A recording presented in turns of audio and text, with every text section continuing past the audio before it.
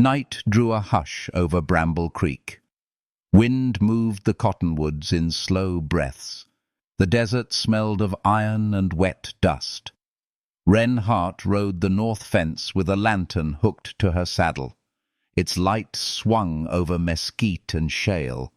She wore her father's old duster and a hat pulled low. Near the river cut she found it, wire bitten clean, posts leaning, tracks in the sand, man and horse both, a scuff where a steer had pushed through. She dismounted. The lantern hissed on the rock where she set it. She listened, heard the river talk to itself, heard a horse breathe in the trees, close. Her hand settled on the colt at her hip. Her father would say, "Call the men." Wait. She was tired of waiting for other hands to decide her life. A man stepped into the circle of light, tall, spare, coat run with miles. A pale line tracked from temple to ear. His eyes watched everything and then settled on her, calm, dangerous in their quiet. "No sudden move, miss," he said. "I am not here to spook you. This is Heartland," she said. "So I heard." His mouth tilted with a tired kind of humor. "I am passing through. The river drinks well here. The cut wire says otherwise. Could be any hand did that. Could be wind. Wind does not carry fence pliers. Your father's voice in you," he said, "but not unkind.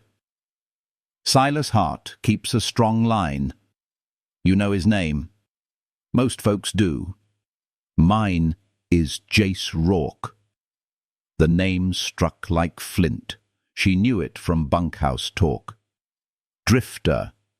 Cattleman turned wrong. A man who took what he needed and paid with blood later. Her father had spoken the name once, and the room had emptied of sound. "You are trespassing, Mr. Rourke. I will be on my way. I do not aim to touch a Hart steer. Then why choose this draw? There are easier crossings to the west. Because a storm is walking this way. The west is open ground. Lightning loves an open back. The cottonwoods give a man a chance to see morning. You plan to sleep in my trees. If I may ask the lady's mercy, and if I say no, then I keep riding, and the storm has me. I have ridden far. A man gets foolish when he has not slept." But then she whispered, almost against her will, "You are the one who stood on a stage road when the Coyote boys came. Folks turn a bad night into a legend," he said. "I was there. I did not do it alone." Thunder grumbled. The first drop kissed her cheek. The lantern burned higher and climbed his face. He looked worn by weather and miles, steady as a post in floodwater. Wren lowered the colt a finger's width. Jace did not move. He let her decide who he was. "You should go," she said. "I should," he agreed. He did not step back. "What do you want from my land?" "Water. 1 hour's rest. Then I ride." He gave the half-nod of a promise no one asked for.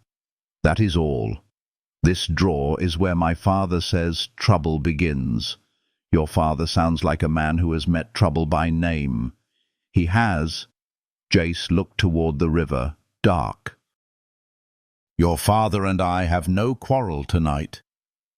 She searched his face for the lie and found none she could name.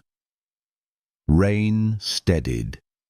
The cottonwoods answered with a sound like silk torn gentle. "You may water your horse," she said. "Then you go. Thank you." He led the gelding to the stones. The horse drank. Jace knelt and cupped water to his mouth. He did not hurry. She watched his hands, working hands, scarred at the knuckles, clean in the way of a man who respects what he touches. "Why do they call you a thief?" she asked. "Because I lost a herd that was not mine to lose. Because I kept men alive and cattle died for it.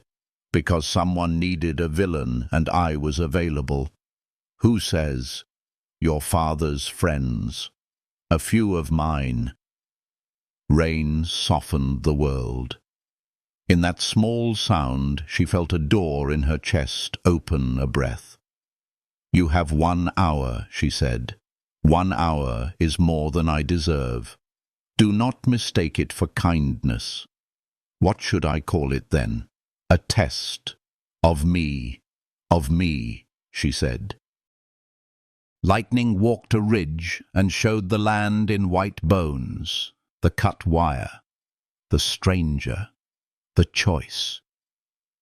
Jace chose a dry rock within her sight. He spread a bedroll but did not lie down. He sat with his back to a tree and his hands loose on his knees.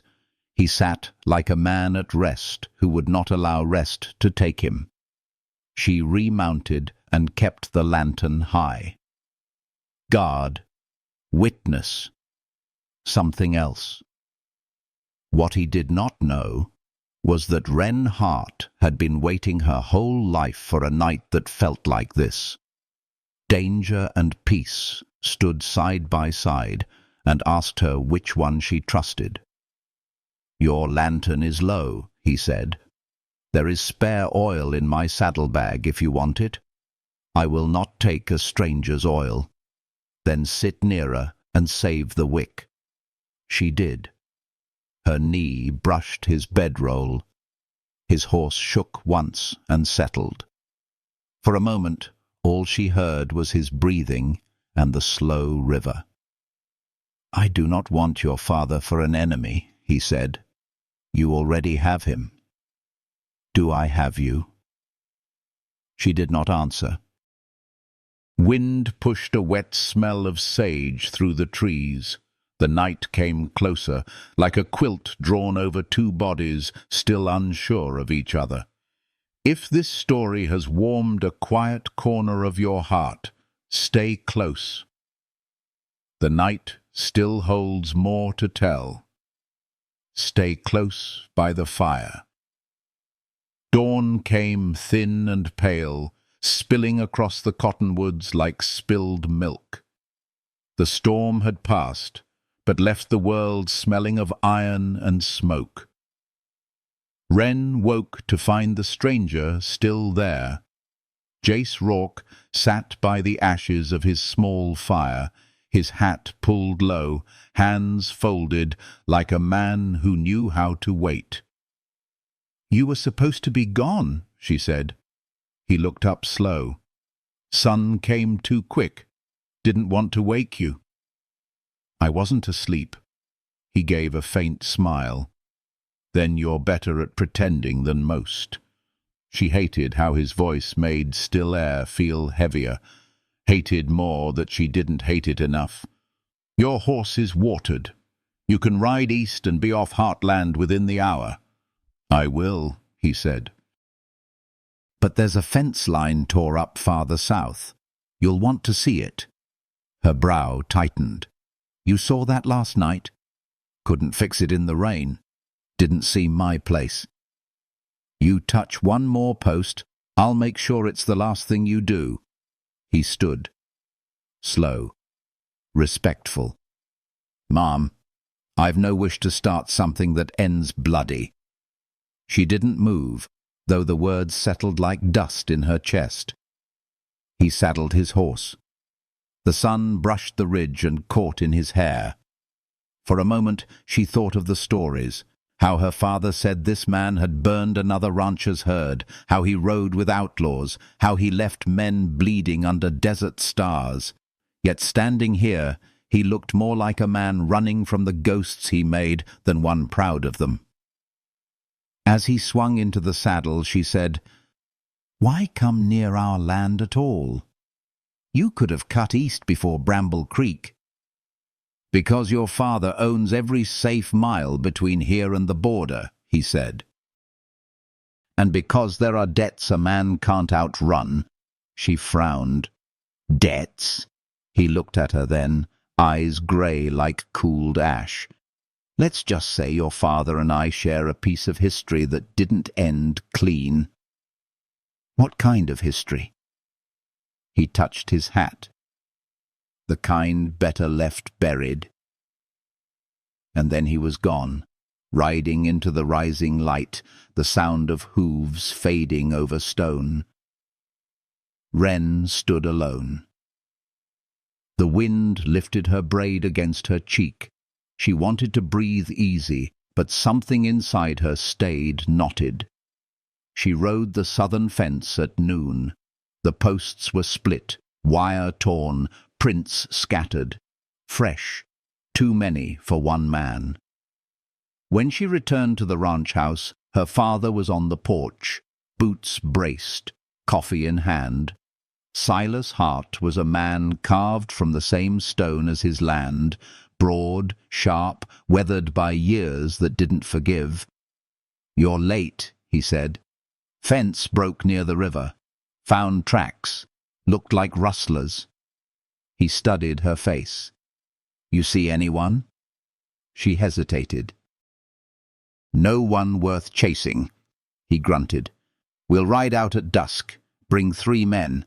If they think Hart cattle are free for taking, they'll learn different." She nodded, but her mind lingered on the man who wasn't supposed to be her concern. That night, lanterns burned low in the bunkhouse. Wren sat by the corral, brushing her horse. Moonlight silvered the rails. She kept seeing that quiet strength in Jace Rourke's face, the kind of calm that danger wore when it was tired of being chased. She whispered to herself, "You should have let him drown in that storm." But her heart didn't believe her mouth. A voice drifted from the dark. "You talking to your horse again, girl?" She turned. Her father's foreman, Eli Cutter, leaned on the gate, chewing a blade of grass. "Ain't right for a lady to ride fence alone after dark." "I'm not a lady, Eli. I'm a Hart," he laughed. "That's true enough. Just don't let the old man hear you say it," she smirked, but it didn't reach her eyes. Eli squinted at her. "You seen something out there, didn't you?" "What makes you say that?" "You got that look, same as your father gets before he draws iron." Wren turned back to the horse. "It was nothing." Eli shrugged. "Nothing don't make a woman this quiet."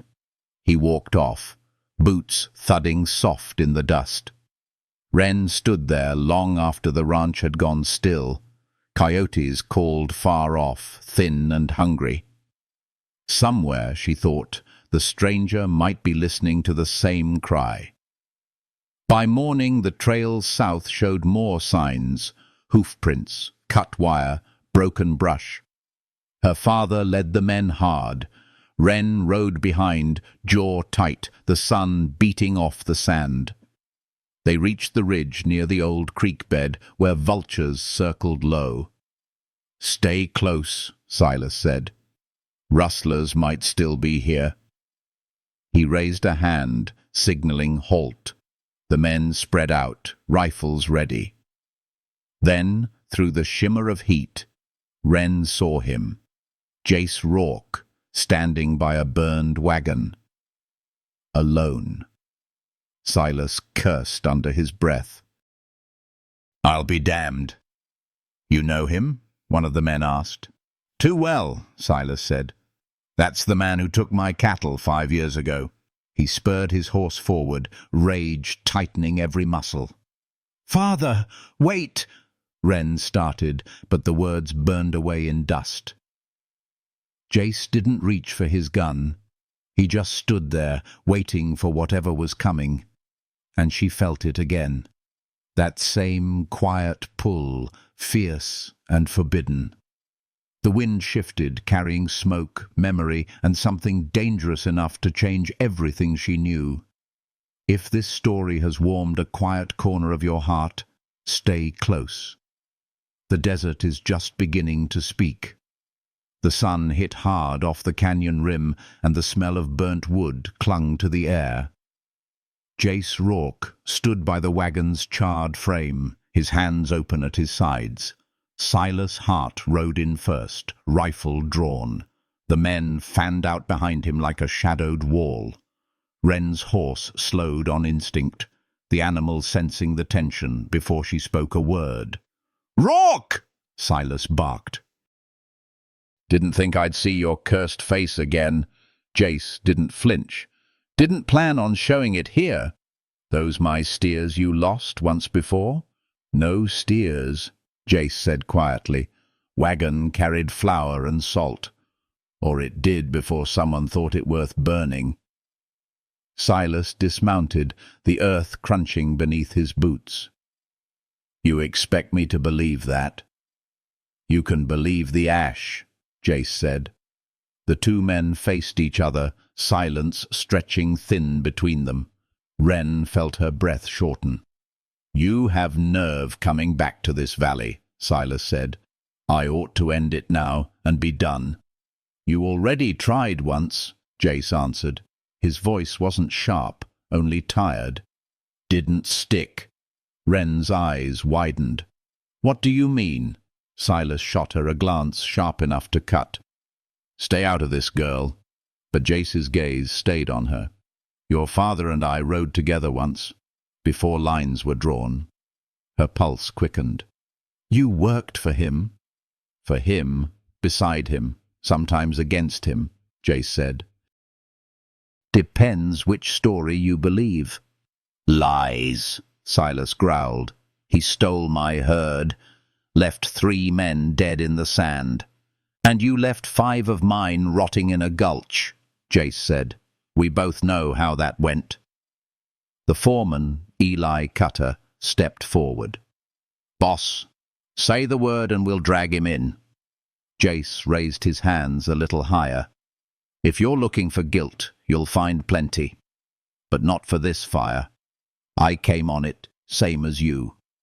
Wren dismounted before anyone could stop her. The wind tugged her coat, dry and hot. She looked at the wreckage, the twisted iron, the blackened wheels. Something about it didn't fit. No cattle hides, no stolen goods, only burned feed sacks and empty water barrels. "Whoever did this wanted you blamed," she said. Silas turned. "You think he's innocent?" "I think whoever torched this wanted the fight back," she said. "And they knew his name would do it." Silas's jaw set like stone. "You talk too much for someone who never saw what he's done." Wren's voice dropped low. "And you never told me what you did to him." The wind died, and for a long moment no one spoke. Jace broke it first. "I'll ride south. You'll not see me again." Silas lifted the rifle. "You're not leaving till I say so." Wren stepped between them. "Stop it!" Her father froze, his finger tight on the trigger. The men exchanged uneasy glances. "Move aside," Silas said. "No." "Wren." "He's unarmed," she said. "You shoot him now, you'll prove everything folks already whisper about you." Her words struck harder than a bullet.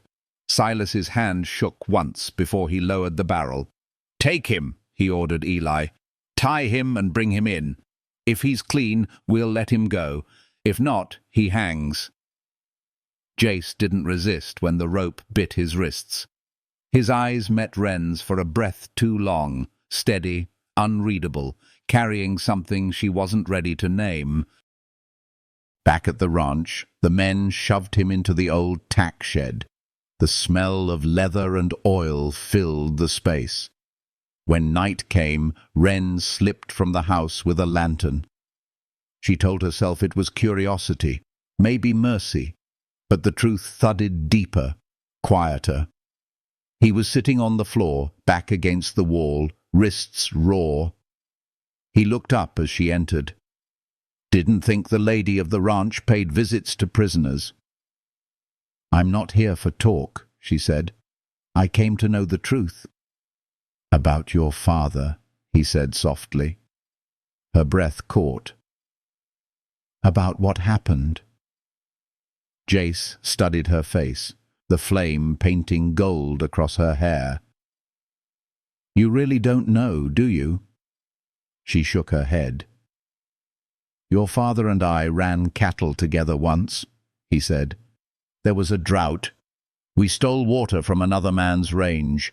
He found us. Shots fired. I took a bullet meant for Silas. While I bled, he rode off with the herd and left me to hang for it. That's not possible. It's what happened. She looked at him, really looked, and felt her chest tighten. Why come back now? He smiled without joy. Because some ghosts need to see the sky again. Then why didn't you kill him when you could? Because the girl who rode the north fence last night reminded me some things are still worth sparing. Her throat burned with something she didn't want to feel. She turned toward the door. If you're lying, he'll hang you. If I'm lying, I'll deserve it, he said. Her hand paused on the latch. Rain began again, soft on the roof.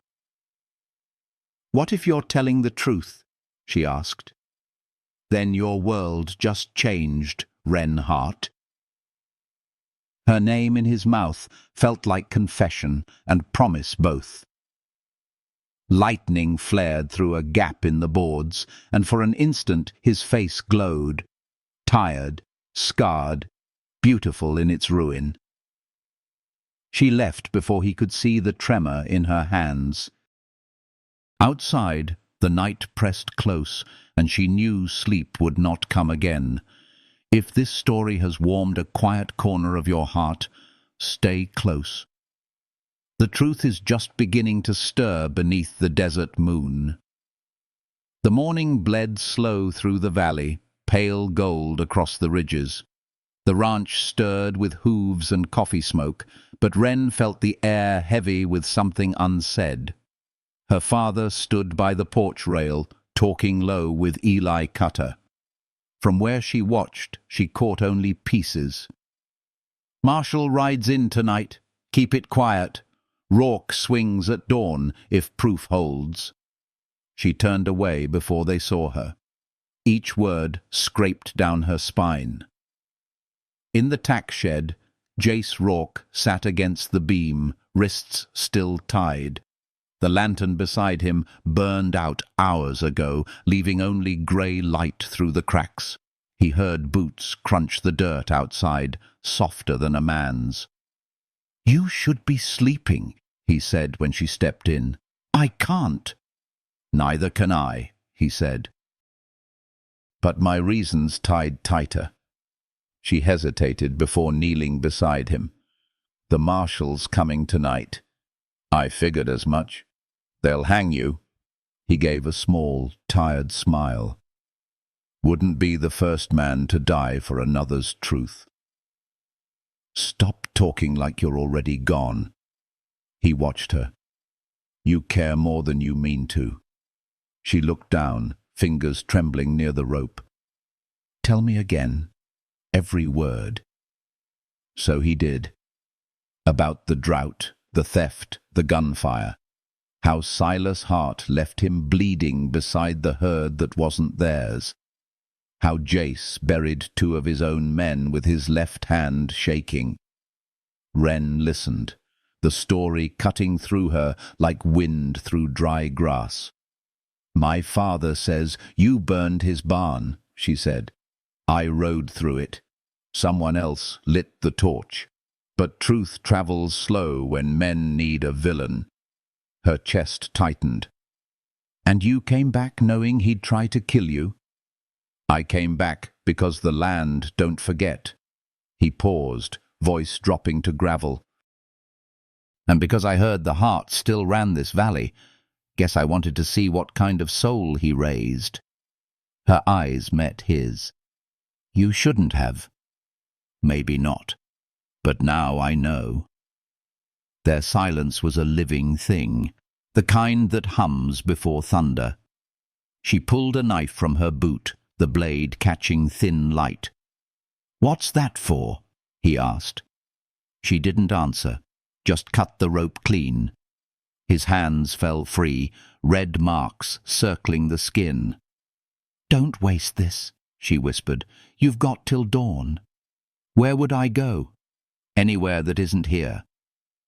He stood slow, every movement quiet as prayer. "And you?" "I'll tell them I came to feed you, that you slipped past me. They'll know. I don't care." He stepped closer, his shadow touching hers. "You'll burn your place in this house for me." Maybe it needed burning. He reached for her face, stopped short. "You shouldn't look at me that way." "How am I looking?" "Like a woman about to ruin herself." Her breath caught. "Maybe I already have." The sound between them wasn't thunder. It was heartbeat. He leaned close, slow enough that she could have stepped back. She didn't. His breath brushed her cheek, warm and wild, smelling of dust and sleeplessness. Then, outside, a shout cut through the stillness. "Wren!" Eli's voice. She froze. "Go! Out the back!" He slipped through the boards and vanished into the brush. When Eli burst in, gun drawn, the shed was empty but for her. "Where is he?" She forced her voice steady. "He overpowered me. Broke free." Eli's eyes narrowed. "You sure you're all right?" She nodded. "Get my father. He can still catch him if he rides now." Eli ran for the barn, shouting orders. Wren sank to the floor, breath shaking. Her hand still held the knife, her palm bleeding where she'd gripped too tight. By dusk, half the ranch rode out. The sound of hooves faded over the hills. Silas stayed behind long enough to face her. "You see which way he went?"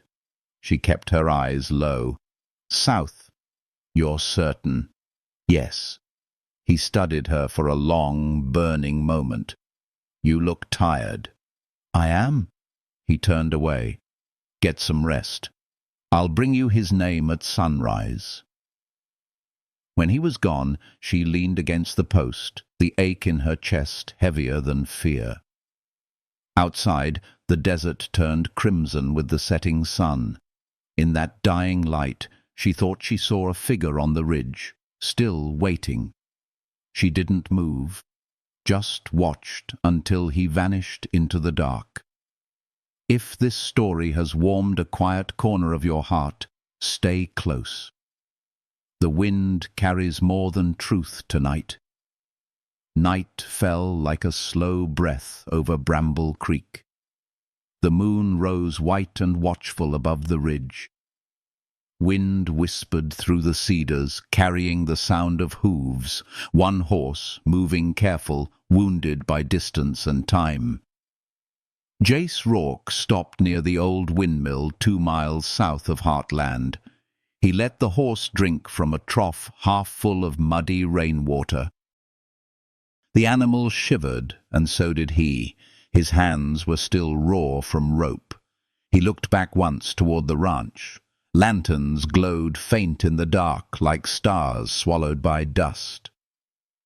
He thought of her, the rancher's daughter with steady eyes and a storm behind them. The one who'd cut him free when every reason said not to. He should have kept riding, east to the canyon, maybe farther, where no one knew his name. But his body wouldn't move that way. Not yet. By dawn, he'd be hunted. He knew it. Still, he stayed. Wren Hart hadn't slept. She stood at her window, watching the moon sink behind the barn. Her father's men were still gone, searching the gullies. The house groaned in its sleep, every board whispering judgment. She pressed her palm to the glass. Her reflection looked back, eyes hollow, mouth set hard. "What have you done, girl?" The question came in her mother's voice, though her mother had been dead 8 years. Wren turned from the window, pulled on her coat, and stepped into the cool dark. The path to the windmill was muscle memory. She'd ridden it since childhood, before dawn, before heartbreak. Tonight she walked, boots silent on dry soil. The smell of sage hit her first, then the faint creak of metal, then the sight of him, sitting by the trough, head bowed. "You shouldn't be here," she said. He looked up slow, the shadow of a smile touching his mouth. "You keep saying that, and you keep proving me right. Guess we're both stubborn." She crossed her arms. "They'll hang you if they find you. Wouldn't be the first to try. Stop talking like death's a friend you share whiskey with." He met her gaze. "Sometimes it's the only one that listens." She stepped closer. "You think I risked everything so you could throw it away?" "No," he said quietly. "You risked everything because your heart's better than the world deserves." Her throat tightened. "Don't say things like that." "Why not?" "Because they sound like goodbye." He rose, slow, tall against the fading moonlight. "Maybe it is." "Don't."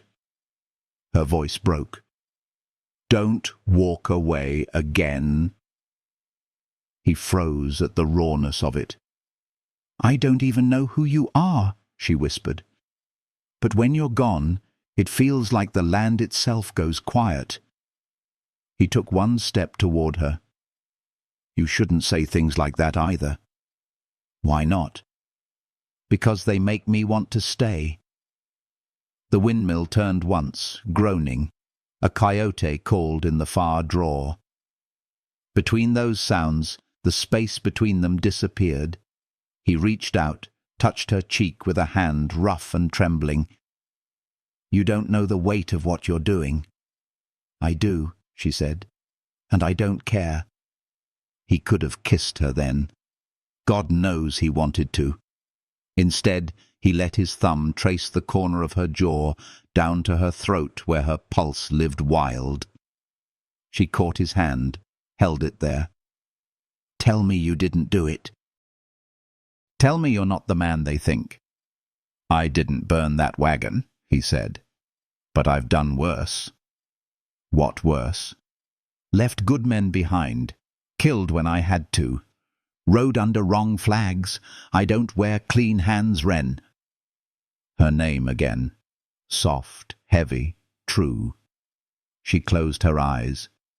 "Then maybe I don't want clean hands either." He let out a breath that sounded like surrender. "You don't belong in my kind of dark." "Then light it up," she said. For a long time they didn't speak. The desert listened. When he finally pulled back, she felt the cold rush in where his warmth had been. "I'll ride before dawn," he said. "If your father finds me near this land again, he'll shoot me, and he'll be right to do it." She shook her head. "You don't have to run." "I do. For both of us." He touched his hat, eyes on hers. "You gave me back something I thought was gone." "What's that?" "Grace." She blinked against the tears she wouldn't show him. "That's not mine to give." "Maybe it is," he said, and turned toward his horse.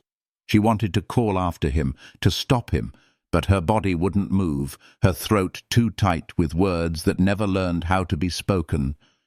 He rode into the pale rim of dawn.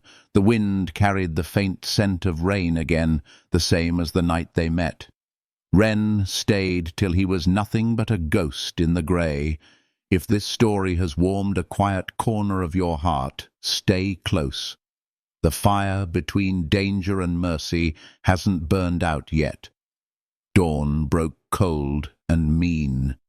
The sky was ash and steel, the kind that promised a storm before sundown. Silas Hart rode back into the yard, his horse lathered, his jaw like iron. He swung down, boots thudding hard against the earth. Wren waited on the porch, heart hammering. He didn't speak at first. He poured himself whiskey straight from the bottle, swallowed once, then looked up at her. "He got away," he said. Her voice came thin. "You didn't find him?" "Oh, I found him." He took another swallow. Found the trail cut south at the windmill. Found his fire still warm. But he's smart. Rides like a ghost. Wren forced her face still. "Then it's over." Silas's eyes narrowed.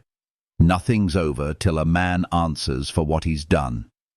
She felt the air tighten. "You think he burned that wagon?"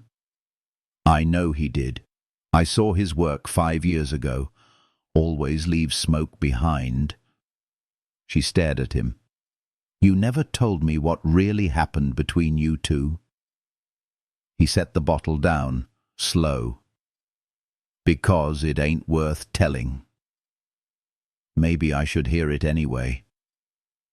He studied her, then said, "Rourke was my partner once. We ran cattle across state lines. He got greedy.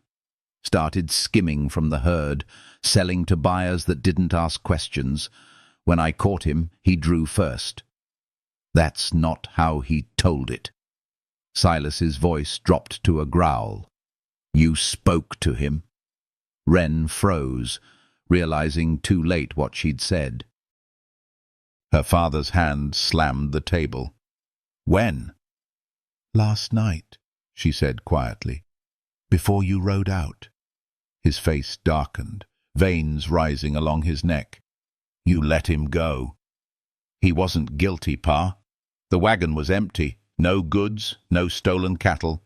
It's a setup." "You think I can't smell a liar?" "He told me you left him to die." Silas stepped closer, shadow swallowing her. "You don't know a damn thing about that man. And you don't know who he is now. I know what kind of devil a man becomes when he's born for dirt and ends up believing he deserves better." Wren lifted her chin. "Maybe he deserves a chance to prove different." The slap came before she saw his hand move. Sharp, quick, final. Her head turned with the force of it, a hot sting rising on her cheek. Silas's breathing came ragged. "You'll forget that name. You'll forget this talk. You hear me?" She stared at him, eyes bright but dry. "I'll never forget, Pa." He turned, storming toward the barn. "Eli rides at dusk." "We're finding him before he finds us." When he was gone, the house felt too quiet. She touched her face. It burned, but not half as much as the ache in her chest. By afternoon, clouds rolled in from the west. The air tasted of copper and rain. Jace rode through the arroyo, guiding his horse slow. His shoulder throbbed from where the rope had rubbed raw. He'd been on the move since dawn, but something in him kept circling back to the thought of her, the way she'd stood between him and her father's gun, the tremor in her voice when she said, "Don't." He hated himself for caring. At the bend of the canyon, thunder cracked. A gust lifted sand and the scent of wet sage. Lightning split the ridge, close enough to shake the ground. The horse reared, and he calmed it with a low word, the same tone he used for broken things. Then he saw her. Wren, riding hard through the storm, hair unbound, coat whipping behind her. He didn't know if it was madness or mercy that brought her. "Wren!" he shouted above the wind. She pulled up beside him, breathless. They're coming! My father, Eli, half the ranch. They'll kill you if they find you here. I told you not to follow me. And I told you I don't care. The rain came in sheets now, soaking them both. You should have stayed where it's safe, he said. Safe is a word for people who never feel anything, she answered. He stared at her, the storm flashing across her face. You don't know what this will cost. I know I can't let them hang the wrong man. A shot cracked through the rain, echoing off the canyon walls. The horse screamed. Another shot followed, closer. They found us, Jace said. He reached for her reins. This way. They tore through the ravine, thunder chasing their heels. Water poured down the rock faces, turning the path into a river of mud. The sound of pursuit grew louder, voices, hooves, rage. They reached a narrow gap between two boulders, barely wide enough for a horse. Jace leapt down, leading hers through by hand. Lightning lit the canyon like day. For a heartbeat, she saw the men on the ridge, her father at the front, rifle raised. "Pa, don't!" she screamed. The gun fired. She felt the world twist. Jace stumbled, catching himself against her horse. Blood bloomed dark along his sleeve. He looked at her, eyes sharp but soft. "Keep riding." "No." "Do it, Wren." She pulled his arm over her shoulder, half dragging him through the gap as bullets sparked off stone. When they reached the narrow basin beyond, she pushed him behind a rock and dropped beside him, chest heaving. Rain poured down like judgment. His face was pale, jaw clenched. "You shouldn't have come. And you shouldn't have bled for me," she said. He gave a weak grin. "Seems we're both bad at doing what we should." She tore her scarf and pressed it against the wound. "Stay still." He caught her wrist, voice rough. "You'll get yourself killed for a man who ain't worth the saving." Her hand trembled but didn't move. "Let me decide what you're worth." He stared at her for a long time, stormlight flickering in his eyes. "Then you better be ready to pay for it." The thunder rolled again, closer now, and still she held the cloth firm, refusing to let go. If this story has warmed a quiet corner of your heart, stay close. The storm hasn't spent its fury yet, and neither have they. They did not speak for a long time. Rain battered the basin in a steady percussion. It washed the dust from their hair and turned the canyon floor into a slick of black water. Jace lay half against the stone, the cloth at his side dark with blood. Wren sat with her knees drawn up, one hand on his chest, where she felt the rise and fall of breath. The world had narrowed to that small human rhythm and the steady roar of the sky. He closed his eyes and let the rain be a kind of mercy. "You could have ridden back," he said at last, voice thin and honest, "back to the house where they would hang you without hearing." Her teeth found the word hang and bit it soft. "No, I could not do that." He turned his head a fraction and smiled in a way that broke something in her. "You are reckless. And you are foolish for staying." She put the cloth aside and pressed her palm to where the wound opened like a dark secret. Her fingers were steady.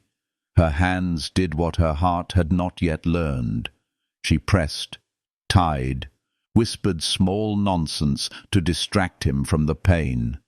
His jaw worked around words he would not give. When the bleeding slowed, she took off her jacket. It smelled like home and horse sweat. She spread it beneath him on the wet rock and helped him sit up. The cold air bit at his chest. He shivered, and she curled around him like a windshield, arms a wall. Rest, she said. The word was simple, almost absurd, in a place that had known so little softness. But her voice held it like an offering. He let his head fall against her shoulder, and for the first time since they met, he allowed himself a moment of surrender. Heat moved between them then, quiet as a match struck, not abrupt, not frantic, a small and fierce thing that grew because there was need and because there was the safer kind of wanting that comes after fear.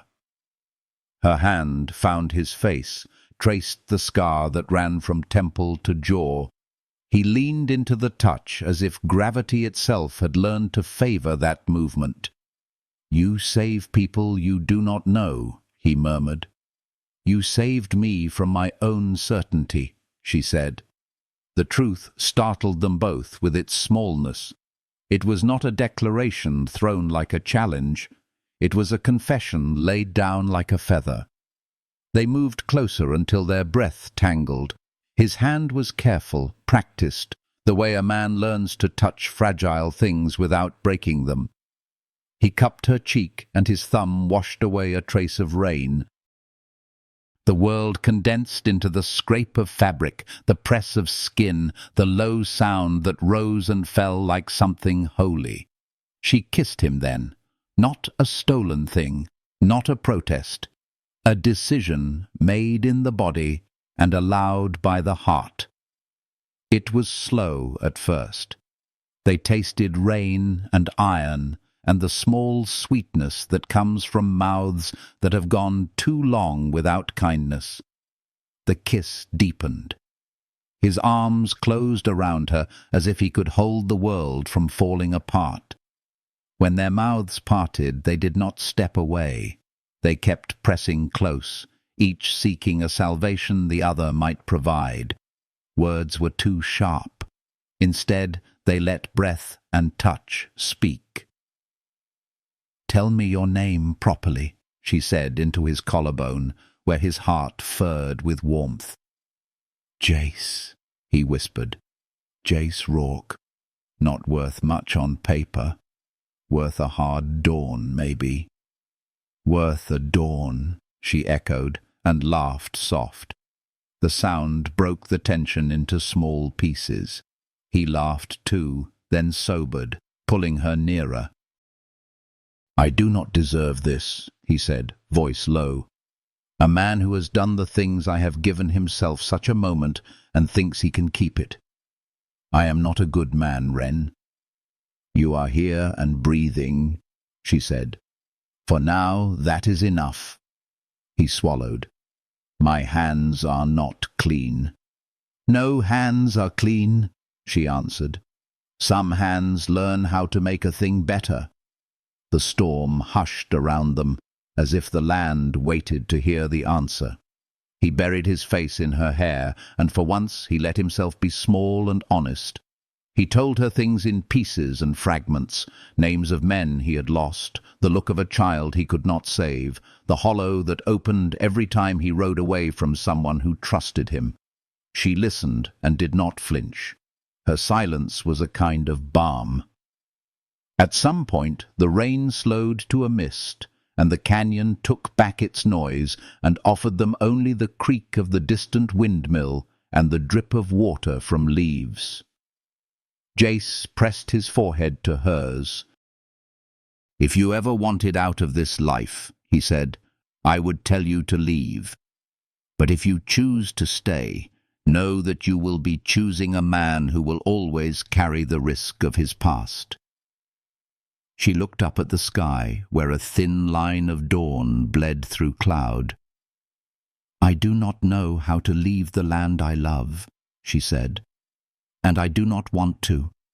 Not if it means leaving something that could be true."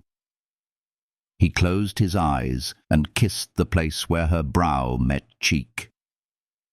The gesture was a pledge, not loud or glorious, but honest. It was danger and promise braided together. They slept then in stolen fragments. He slept with her hand wrapped in his hair, breathing shallow, the pulse beneath her palm steadying like a tether.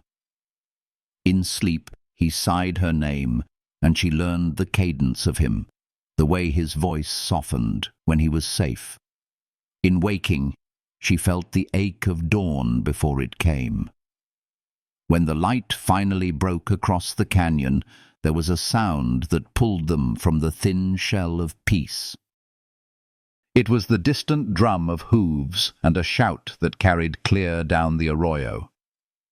Wren froze, blood still under her fingernails from a night of mending. Jace opened his eyes slow and reached for the knife at his boot. "Marshall or Hart men," he said.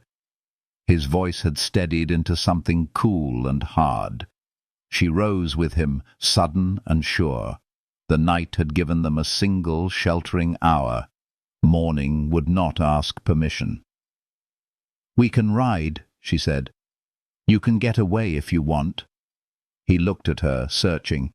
"If I run now, it will only drag you into the chase." "If running is what saves you, then we run," she said. She tightened her jaw. She would not let fear make choices for her. He took her hand then, fingers closing around hers like a map. "If I go, I will carry you with me," he said. "If I stay, I will fight to be different." She did not answer. The ground between them hummed with decisions.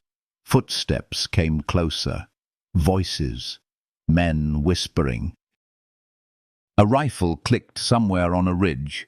He kissed her once more, a seal not of ending, but of promise, then slid from under the jacket and reached for his saddle. They moved as two parts that had found a way to fit together in a world that kept breaking. But then she whispered, almost against her will, "If you die for me, I will burn down everything that remains." He let out a breath that sounded like a laugh and a sob together. "Then we better live," he said. Their hands tightened. They rode toward the noise with the dawn at their backs and a kind of fragile hope in their chests. If this story has warmed a quiet corner of your heart, stay close. If you are still listening, maybe your heart heard something familiar. The first shot split the dawn. It echoed off the stone like thunder that refused to fade. Wren and Jace ducked low in the saddle as dirt spat around them. "Ridge!" Jace shouted. "They've got the high ground." She turned, saw silhouettes on the bluff, Hart men, rifles glinting in the pale light. Eli Cutter led them, coat flapping, his voice lost under gunfire. Jace jerked the reins, guiding both horses into the narrow wash that cut through the canyon. The air filled with dust, bullets, and the sharp, dry taste of fear. "Keep your head down," he said. "I'm not leaving you," she called back. "Wasn't asking you to." The storm that had chased them the night before had left the earth slick, turning each step into a risk. Twice her horse stumbled. Twice he reached back, steadying her with a hand that felt like iron. They broke from the wash and hit open ground, a stretch of sage and low ridges running east toward the mesa. The men followed. "How far can we go?" she asked. "Far enough to make them question the chase," he said. She looked over her shoulder. "That might take a lifetime." He grinned through the grit. "Then I'll give it one." A bullet grazed his hat, spinning it off into the wind. She saw blood along his sleeve, not fresh, but open again from the ride. "Jace," she said, "you're bleeding." "I've been bleeding since before I met you." He didn't look back. The words cut through her like prophecy. By midday they reached the edge of a dry ravine. The sun was brutal now, no clouds left to hide behind. The horses were blowing hard. Jace slid down, breath ragged. "We rest here. They'll lose our trail in the shale." Wren dismounted, scanning the horizon. "You think they'll stop?" "They'll stop when your father decides I've paid enough." She stared at the distant ridge. "Then they'll never stop." He nodded once, knowing it too. She found a patch of shade under a bent juniper and motioned him down. He obeyed, though pride still flickered in his eyes. When she knelt beside him, he reached for his canteen and offered it first. She shook her head. "You need it more." "Don't argue, girl. You're the one who looks half-starved for breath." She took it then, the water cool and thin. When she handed it back, their fingers brushed, the small spark between them enough to make the silence hum. "Tell me something true," she said softly. He leaned back against the rock. "Truth don't come easy out here." "Then make it simple." He watched her, the corners of his mouth lifting. "Simple truth is, when I saw you that first night, I thought you'd be the death of me. Maybe I am. Maybe you're the reason I'm still alive." She looked away, blinking against the heat in her chest. "You shouldn't say things like that." "Why not?" "Because they make me forget what's waiting for us." He smiled faintly. "That's the point." For a long while they sat like that, two fugitives caught between the echo of bullets and the promise of something that could not live in daylight. When the quiet grew too heavy, Wren said, "He'll come himself next time." "My father. He won't let Eli finish this." "I know." "What will you do?" "What I should have done years ago." "Which is?" "Tell him the truth before it kills us all." Her throat tightened. "And if he doesn't listen?" "Then I'll give him reason to."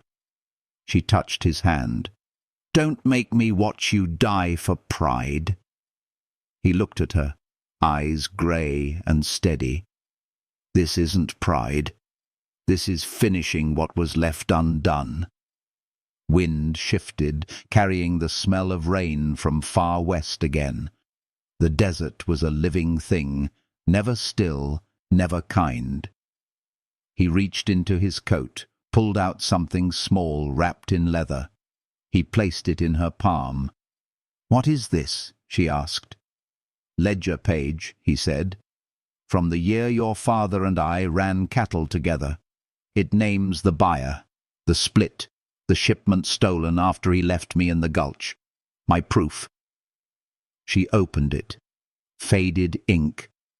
2 signatures. Silas Hart and Jace Rourke. Beneath them, a third. Thaddeus Cole. The name struck her. Cole. "The man who owned the burned wagon." He nodded. "The same. He was the buyer. Your father double-crossed him.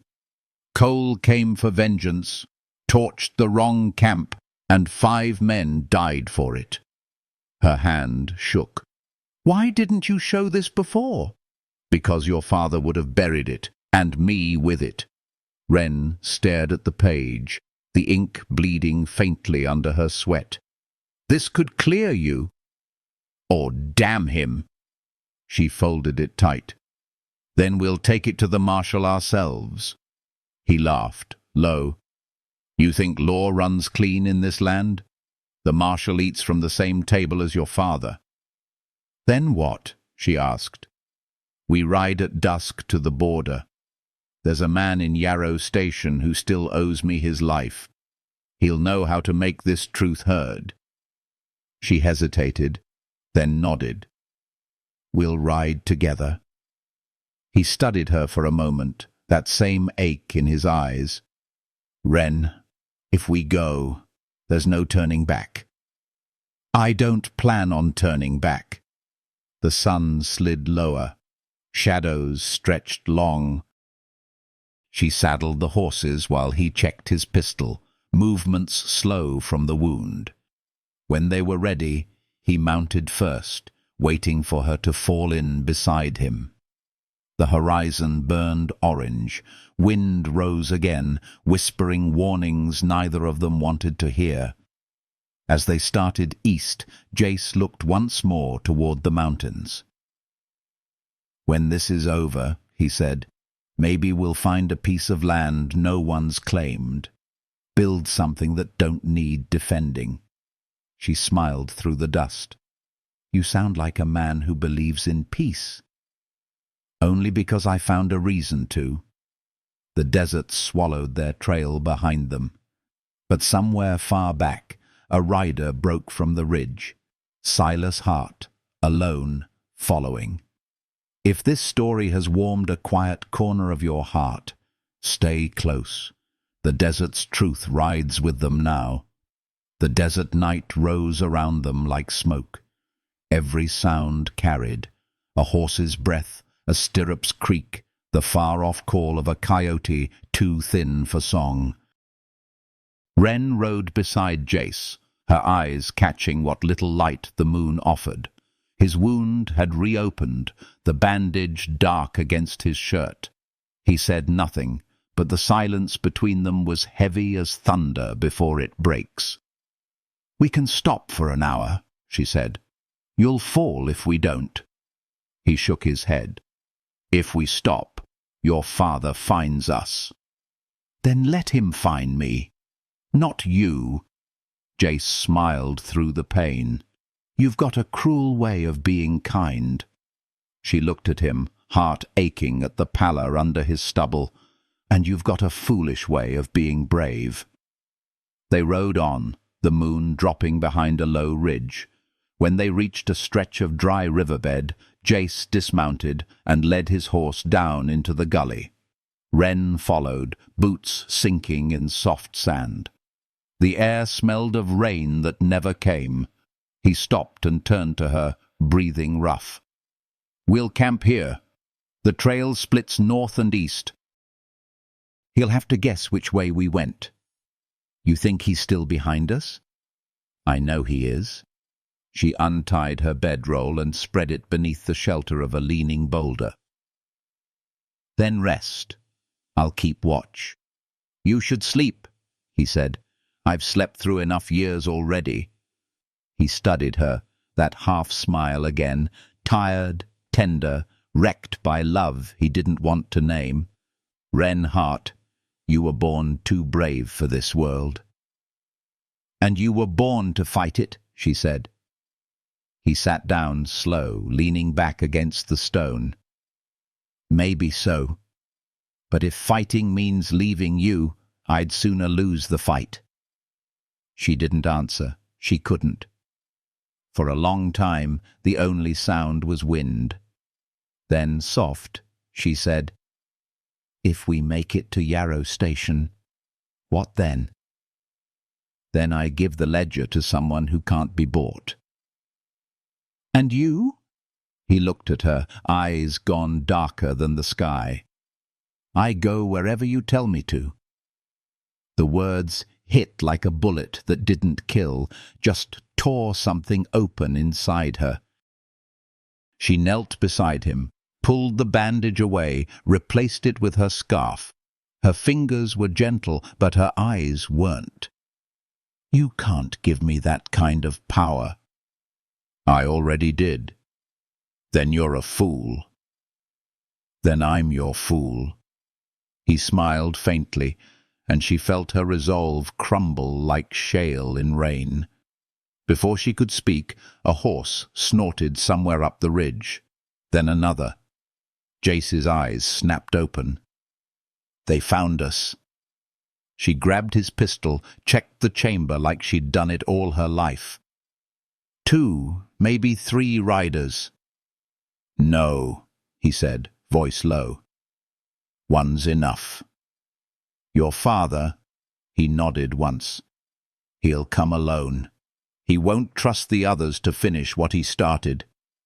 Wren swallowed hard. "Then this ends tonight."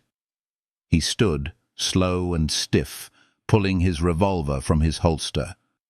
"I'll try to talk to him first." "You think he'll listen?" "I think he'll shoot me if I don't try." The rider appeared through the dust, lantern swinging from his saddle. Silas Hart. His shape cut clean against the pale horizon, coat open, rifle across his lap. He reined in 20 paces away. "You're a hard man to chase, Rourke." Jace stepped forward, gun still low. "Didn't plan to make you ride so far." "Then why keep running?" "Because you don't want truth, Silas. You want an ending." Silas's gaze flicked to Wren. "Get away from him, girl." She didn't move. "No. I said move." "She saved my life," Jace said. "You kill me now. You kill what's left of your daughter, too." Silas leveled the rifle. "You shut your mouth." "Not till you hear me. You've had your say 5 years ago when you took what was mine." "I took nothing but a bullet meant for you," Jace said. He reached into his coat and drew out the folded page, slow and steady. "This proves it. You sold that shipment to Thaddeus Cole. When he came for revenge, he burned my camp instead of yours." "You lie." "Then shoot me for it," Jace said, voice calm. "But look your daughter in the eye when you do." Silas's hand trembled. The paper fluttered in the wind, a ghost of ink and ruin. "Pa," Wren said softly, "please, read it." He hesitated, lowering the barrel an inch. Rain began to fall, thin drops that hissed in the dust. Jace stepped closer, holding the paper out. "Take it." Silas reached for it. For a second, it looked like the world might right itself. Then a gunshot cracked from the dark. Eli Cutter's voice echoed from the ridge. "Couldn't let it end quiet." Silas jerked as the bullet caught him in the shoulder. Wren screamed. Jace spun, firing toward the ridge. A second shot rang out, and Eli fell from his horse, sliding down the slope.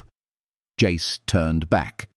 Silas was on one knee, blood soaking his sleeve. The rifle lay forgotten. Wren ran to him, dropping beside his side. "Pa!" He blinked up at her, eyes clearing.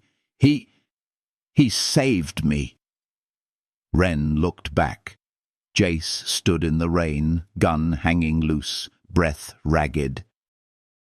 Silas's voice came thin. "You were right, girl. Not all stories start clean." He looked at Jace, rain washing the blood from his face. "Maybe you can end this one better than I did." Jace knelt beside him. "We both lost too much to keep hating."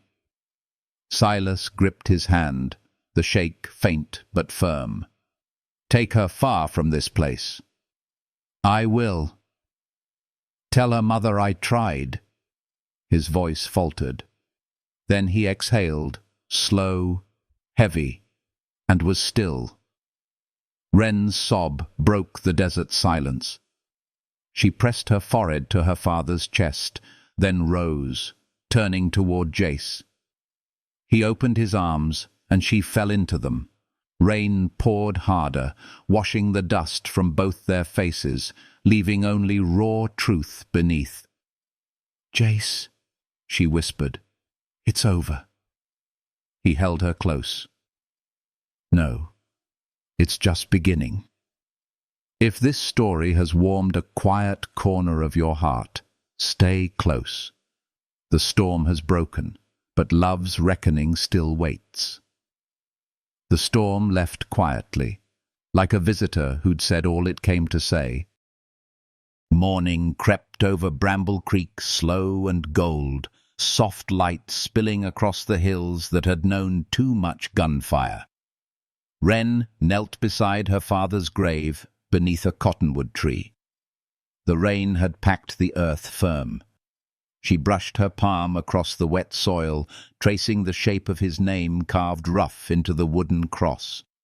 No words came, just breath, just silence. Behind her, Jace stood with his hat in his hands. His arm was still bound from the fight, his face drawn from pain and something deeper than pain. "He didn't deserve to die that way," she said. "No one ever does," he answered. She turned to him. "You saved him." He shook his head. "Too late. You saved what he became at the end." He didn't argue. He just looked at her, eyes tired, voice low. "You still mean to leave this place?" She rose, brushing the dirt from her hands. "I can't stay. Every ridge reminds me of what we lost." "And what about what you found?" She looked at him, searching his face as if it might offer an answer. "What do we do with something born out of blood and grief?" Jace stepped closer. "We keep it alive. That's how we make it worth something." His hand brushed her cheek, the touch careful, reverent. "I could ride north," he said. "Start new. Find honest work." "And I could ride with you," she said. "You'd trade your land, your name." "I already did when I cut your ropes." He smiled a little, that slow, quiet smile that had undone her from the first night. "You sure you want a life that rough?" "I want a life that's mine." They saddled the horses when the sun rose higher.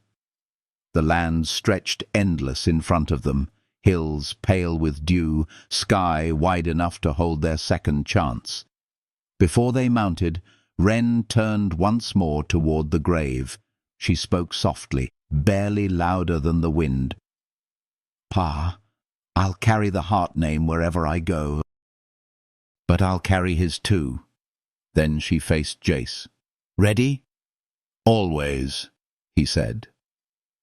They rode east toward Yarrow Station. The path wound through the valley her father once ruled, now quiet except for the creak of leather and the rhythm of hooves. At the ridge she looked back. The ranch house was a small shape in the morning haze, smoke curling from its chimney like a memory that didn't want to fade. Jace stopped beside her. "You can still turn back." She shook her head. "I've done enough turning." They rode on. By noon, the horizon shimmered silver with heat. He reached for her hand as they crossed the dry plain. She let him take it, their fingers fitting easy, like the land had always meant for this moment to happen. "You ever think we'll outrun what we were?" she asked. He looked ahead. "No, but maybe we can ride beside it." She smiled, and something in her chest eased for the first time in years. They reached the edge of the mesa as the sun began to fall. Light spilled in long amber waves, painting them both in gold. Wind moved through the grass, soft as a prayer. Jace turned to her, voice quiet. "When folks tell this story someday, they'll talk about the man who stole the rancher's daughter. And they'll be wrong," she said. "Why's that?" "Because I'm the one who stole him." He laughed, the sound low and full of life. Then he leaned in, kissed her, the way a man kisses his future. Slow, certain, without fear. When they pulled apart, the sky had gone the color of whiskey and ash. The first stars blinked awake above them. He brushed a strand of hair from her face. "You ever think peace can live in people like us?" She looked out toward the horizon.